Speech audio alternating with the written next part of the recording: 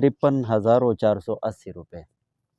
53,480 रुपए جوړې شوې دي. بسم الله الرحمن الرحیم. السلام علیکم. موجود یم نن په هنجل امیر خان شه دغه کیر ته زه د څه ورځې مخکې راغلم. دا یو بچی ده په دغه کیر شه پښې نه معذوره ده او معذوره داسې ده چې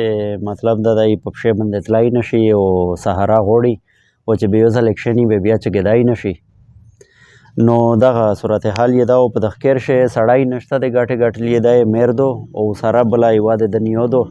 میرا بل سړی نشته ده. نو امداد اپیل مې د دې د پوره کړو و دا چا څه دغه پیسې ارلاشلې دي ورته مختلفې کسونه د هغې به موږ داسې وکړو چې روشنایي وې په وچایي چې چا چا ارلاشلې دي. ښه اول خو دغه یو کس ارلاشلې دي 1000 روپیې،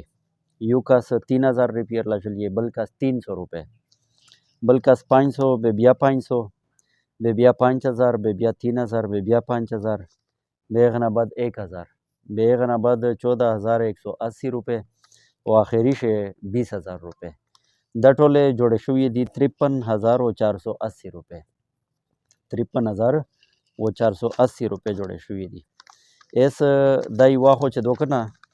دغه د بینک ولا کاپیې دو دغسې بانک کاپیې دو یا مې خلاصه کړي نه دو دا د 50,000 روپیې دغه شلې او دغه چې دي که نه دغه 1 2 3 3,500 دغه 1 2 3 او 3500 روپے دی یعنی دغه 3,480 روپے 3,480 روپے کیشي او مو 3,500 روپے ورکړل. نو دا ټولې 53,500 روپے زه دې ته ورکوم. دا اونڅه خیر کې او دا وکوه شادو ډېرې بدلې درکو الله د دین په دنیا وکښله کا الله دې ډېر چې چا امداد سره کړه دغه ته د خدای بدلې ورکو ته ته د خدای بدلې درکو الله پاک دې دین په دنیا وکښلې کو د خلک او ته د خدای دین په دنیا وکښله کو.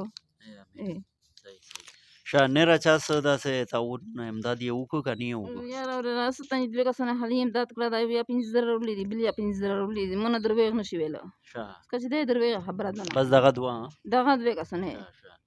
بس دغه 53,500 روپیې مو درکړلې که نه صحیح شوه. څرنګې ګلې ښه یې سکول ته څه که نه څه ښه نن تلی نه ولې نن دې چټي دو څه چل شو خیر خو به دې وایي نه یې سکول شه میس ته وایي نه یا سر دې نه نه ښه ښه صحیح صحیح من یې ویل چې پرېمه خوږېږي یو دې ځم مامې سکول ته نسم شه د ماسه ښه ښه صحیح صحیح صحیح د ژمه شي که نه به د ژمي شي ته ډېر تکلیف وي پښې نه ځکه چې سړو وي که نه وړي شي به دا یې دومره ګزاره کوي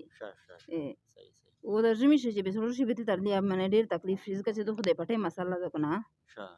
د خو پټۍ ډېرې زیاتې بې انتهایي کمزوري دي ډاکټرانو دا وایي چې وخت یې غواړي او پیسې یې غواړي بس رغه دو علاوه وته یو دای شادو صحیح شو مهرباني الله دې ډېر خوشلاکه الله دې ډېر خوشلاکه میش دې حقه الله دې بادشاه کا دې میش دې حقه چې بادشاهي په تا باندې کښېنې صحیح شو مهرباني شکریہ.